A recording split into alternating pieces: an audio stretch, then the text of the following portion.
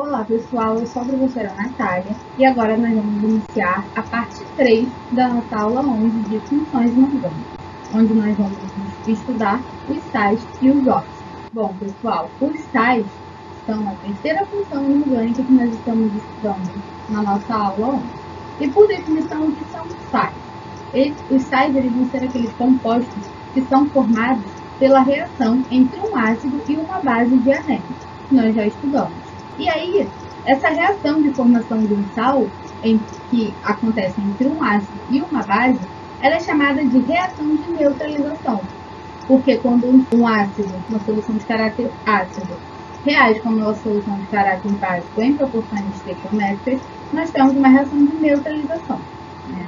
E aí, teoricamente, a gente pode definir um sal como um composto iônico que vai possuir pelo menos um cátion diferente do H+, que é o íon de hidrônio ou hidroxônio, e um ânion diferente do íon OH-, que é o ânion hidroxila, ou que respectivamente são o cátion H+, que compõem os ácidos, e o ânion OH- que compõem as bases. Os sais, portanto, eles vão ser formados por um cátion genérico B, que é proveniente de uma base, e um ânion genérico A, que é proveniente de um ácido. Então, aqui na reação de neutralização, ó, exemplificado, nós temos aqui um ácido reagindo com uma base, formando um sal mais água. Essa é a reação de neutralização total. E aí, como a gente determina a fórmula de um sal, né? A regra geral determina que a gente vai ter sempre um cátion genérico B com carga mais Y, uma carga qualquer positiva, e sempre um ânion A genérico, que é proveniente de um ácido, que tem uma carga qualquer, que aqui a gente chama de X, negativa. Então, a gente tem aquela regra do X aqui, a gente vai ter sempre, então, um B, X, A, Y. Essa é a regra geral para a formulação dos sais, onde o B vai ser o elemento que vem proveniente do cátion da base e o A, o elemento proveniente do ânion do ácido. Bom, e como eu falei para vocês sobre a reação de neutralização total, que é aquela reação onde uma solução de caráter básico reage como de caráter ácido estequiometricamente, né, com proporções estequiométricas, ocorre a neutralização total e a formação de um sal mais água. Então, nessa reação de neutralização total, o que vai acontecer é que todos os H+ do ácido reagem com os OH- da base. Ou seja, nós temos todos os íons hidrônicos provenientes do ácido na reação, reagindo com todos os íons hidroxilas provenientes da base também na reação. E aí, essa reação total, ela vai formar a água e um sal normal, também chamado de sal neutro. Aqui a gente tem dois exemplos possíveis desse tipo de reação, que é a reação de neutralização total. Considerando primeiro uma base, hidróxido de cálcio, que é o CaOH2, e o ácido nítrico, que é o HNO3. Com a reação balanceada, a gente vai ter a reação entre essa base e esse ácido, e a gente vai ter o cátion proveniente da base, que é o Ca, reagindo com o ânion proveniente do ácido aqui, formando um nitrato de cálcio, que é um sal, mais água, que é H2O. Um outro exemplo que a gente tem é a base hidróxido de sódio, NaOH, reagindo com o ácido clorídrico, que é o HCl. Então, a gente vai ter aqui, ó, o cátion proveniente da base, Na, com o ânion proveniente do ácido, Cl, formando o NaCl, que é o nosso sal, chamado cloreto de sódio, mais a água. Bom, e sobre a nomenclatura dos sais? Para aqueles sais neutros, né, que são os sais formados pela reação de neutralização total entre um ácido e uma base, a nomenclatura ela vai derivar do ácido e da base de origem, ou seja, do ácido e da base que reagiram para formar um determinado sal. E aí, o que vai acontecer é que a partir dessa nomenclatura de origem do ácido e da base, que nós já estudamos, nós vamos alterar a terminação do nome do ácido correspondente. Como isso acontece na prática? Se a gente tem um ácido com a terminação hídrico, que é aquela terminação para a nomenclatura dos hidrácidos, por exemplo, o sal que é formado quando o ácido que tem uma terminação hídrica, como por exemplo o ácido clorídrico, a gente vai trocar essa terminação hídrica pela eto no sal. Se o ácido que reagiu para formar esse sal, ele era denominado a partir da nomenclatura onde a gente utiliza a terminação oso, o sal correspondente vai ter a terminação ico. Já aqueles ácidos cujo nome derivam da nomenclatura com a terminação ico vão formar sais onde a sua nomenclatura tem a terminação ato. Então, se o ácido era hídrico, o sal correspondente é eto. Se o ácido era oso, o sal correspondente é ico. E se o ácido era ico, o sal correspondente vai ser ato. De forma geral, a gente vai sempre utilizar o nome do ácido de origem e trocar essa terminação. Como isso acontece se a gente tem, por exemplo, nitrato de cálcio? O nitrato de cálcio é um sal que foi formado a partir de um ácido que tinha a terminação ico, porque ele tem a terminação ato.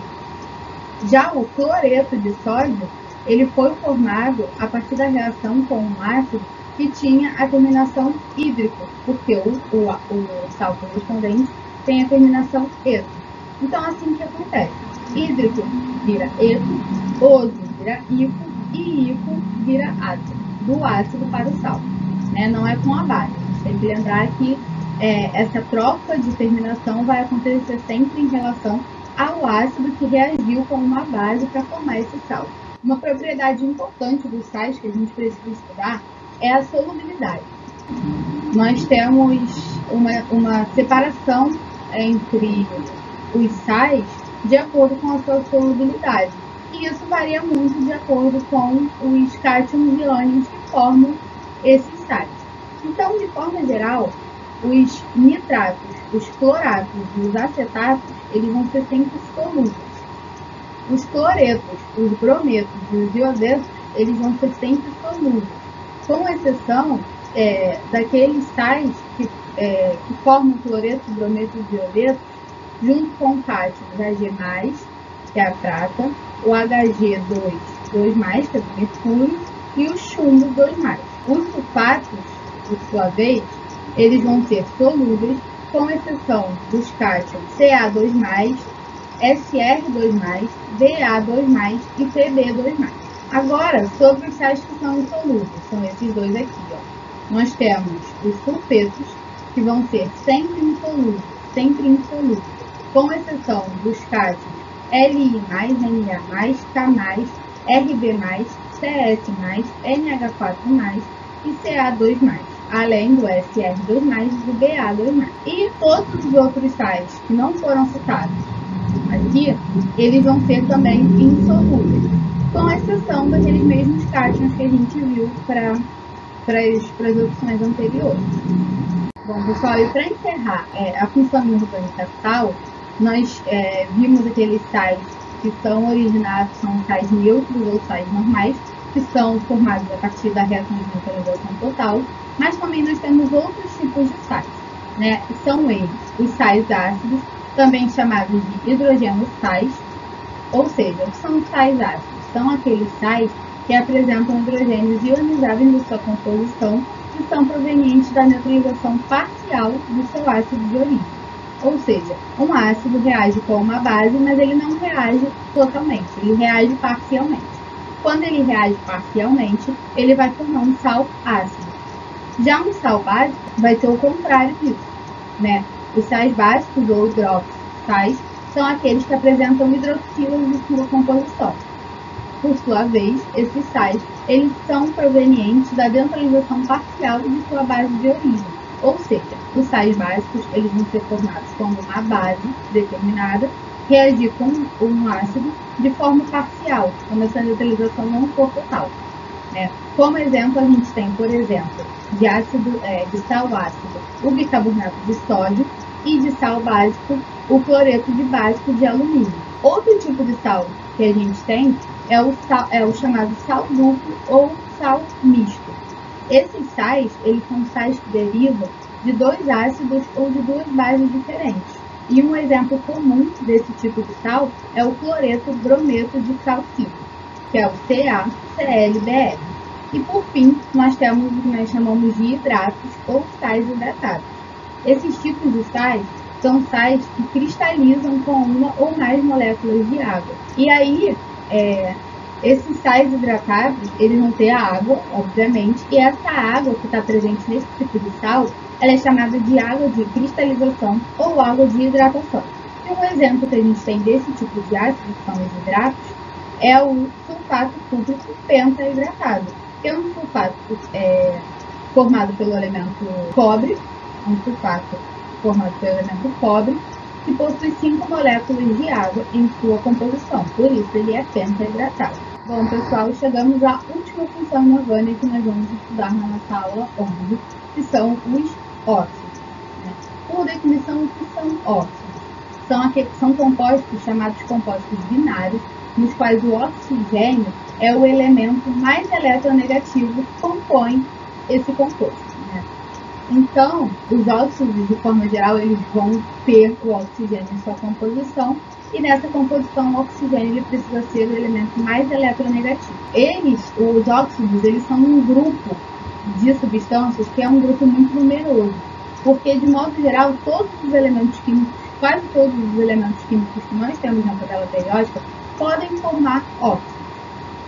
Então, aqui a nossa regrinha para a formulação geral dos óxidos, a gente tem o oxigênio sempre, com NOx -2, e a gente tem um outro elemento qualquer, aqui genericamente denominado A, que vai ter uma carga positiva, aqui denominada genericamente mais X. Então, a gente tem a nossa regrinha aqui do X, e a nossa fórmula geral para os ácidos vai ser sempre essa: um elemento qualquer, aqui representado pela letra A, 2OX. O O é o oxigênio que está sempre presente na composição dos óxidos. A nomenclatura dos óxidos segue uma regra geral que é bem específica para essa função inorgânica, dos óxidos. De forma geral, a gente vai utilizar sempre um prefixo para indicar o número de átomos de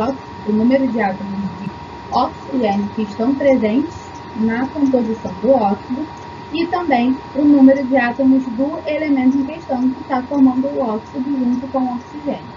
Então, se a gente tem um átomo, a gente usa o prefixo mono, 2 átomos di, 3 átomos tri e assim por diante. 4 vai ser tetra, 5 vai ser penta, 6 vai ser hexa, e isso vai depender de quantos átomos de oxigênio e quantos átomos do outro elemento estão formando o óxido. Bom, pessoal, como nós vimos que os óxidos, eles são um grupo, uma função inorgânica que abrange uma quantidade muito grande de compostos, esse grupo ele se subdivide.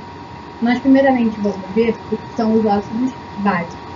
Os óxidos básicos são aqueles óxidos que são substâncias que reagem com água, produzindo uma base, ou que quando reagem com um ácido, produzem sal e água. Eles vão ser compostos que são sólidos e iônicos, e vão ser formados por metais que têm um número de oxidação baixo, como +1, +2 e +3. E eles vão sempre apresentar o ânion O2-. E aí, como se dá a nomenclatura desses óxidos, que são os óxidos básicos? Primeiramente, se o elemento em questão, que está na composição do óxido, ele forma somente um óxido, a gente vai ter a nomenclatura da seguinte forma: a palavra óxido B, seguido do nome do elemento. Então, se a gente tem, por exemplo, um óxido básico formado pelo cálcio, pelo elemento cálcio, a gente vai ter óxido de cálcio. E aí, qual a segunda possibilidade? Se esse óxido básico formar 2 óxidos diferentes. Se o elemento formar 2 óxidos diferentes. A gente tem aquela mesma regra do NOx que a gente viu lá nas bases. Então, pela regra do NOx, se a gente tem o mesmo elemento formando 2 óxidos diferentes, aquele óxido que tiver o elemento em que o elemento tiver um NOx maior, vai ter a nomenclatura óxido mais o nome do elemento com a terminação -ico. Por sua vez, aquele óxido que for formado pelo elemento com o NOx menor, vai ter a nomenclatura com a palavra óxido, mais o nome do elemento mais a terminação oso. É importante a gente distinguir que lá naquela primeira possibilidade, com a formação de somente um óxido, a gente tem a nomenclatura óxido D.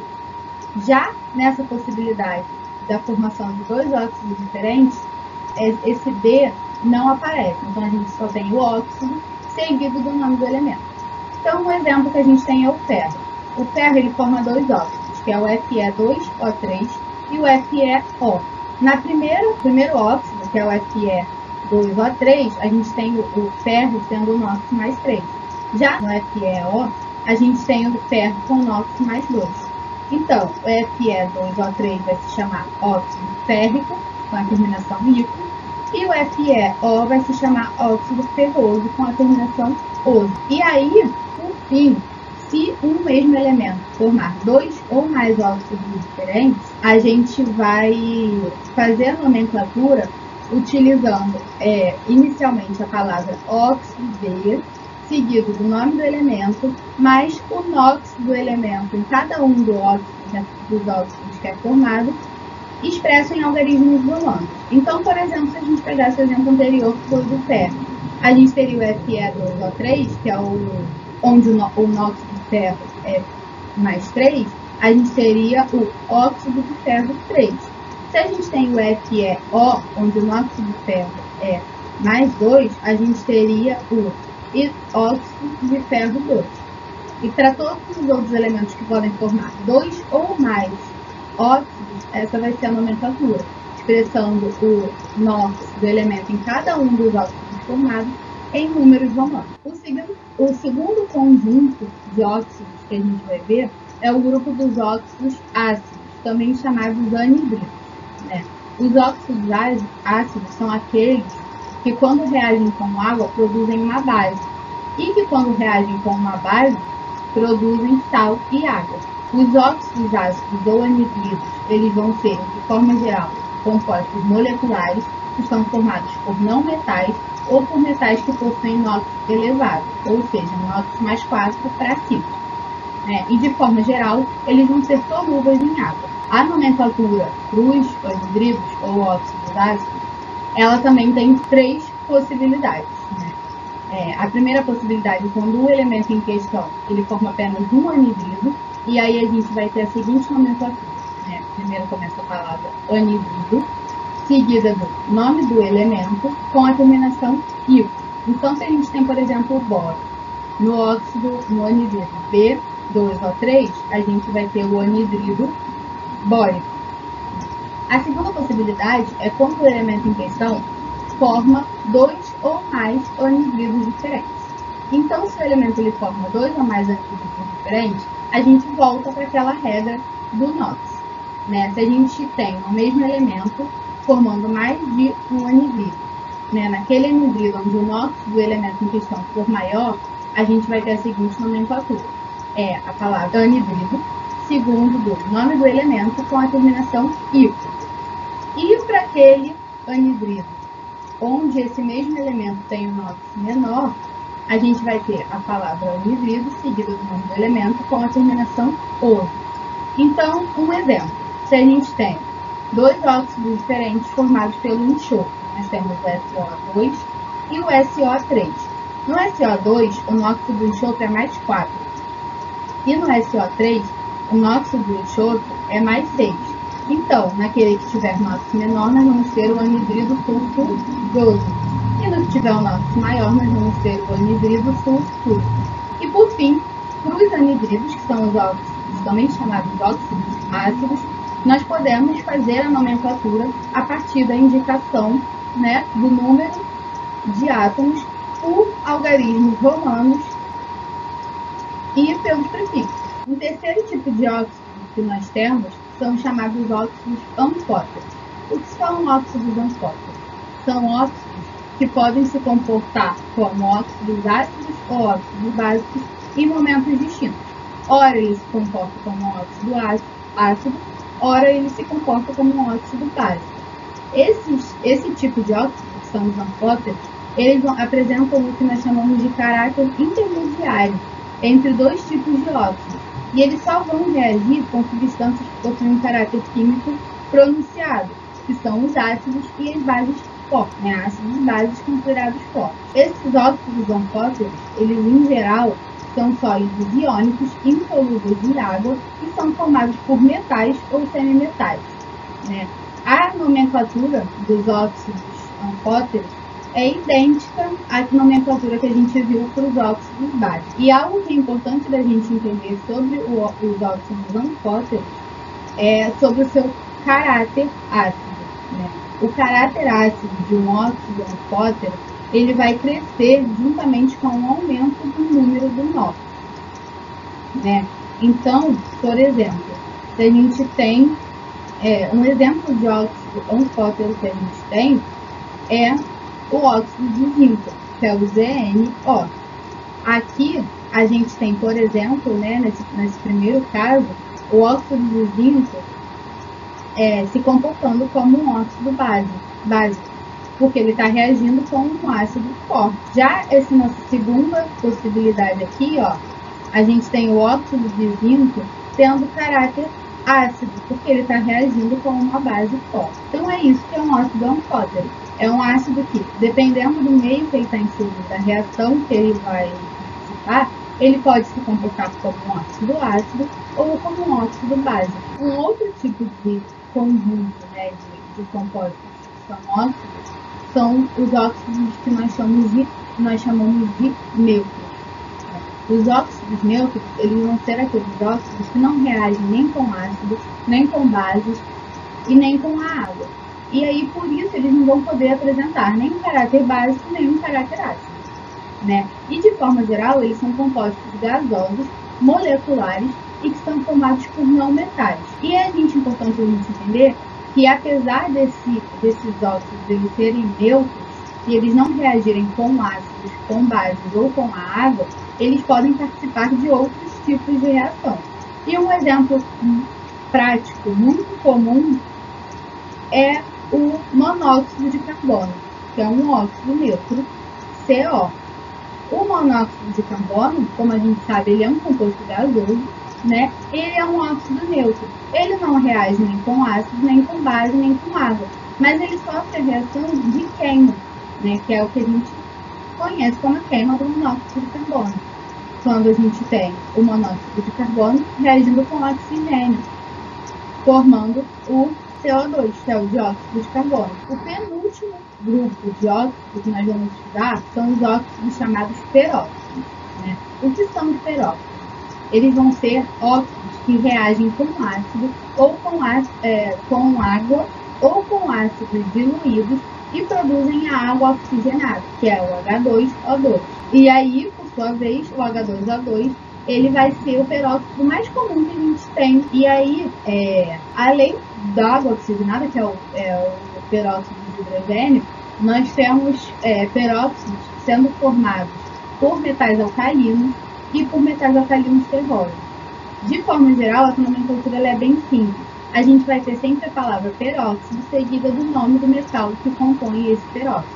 Então, como exemplo aqui, a gente tem, né, essa reação aqui do Na2O2 com a água, formando o NaOH, que é uma base, e o H2O2, que é o peróxido de hidrogênio. E a gente também pode ter essa mesma reação acontecendo não com a água, mas com o ácido, que é o ácido sulfúrico H2SO4.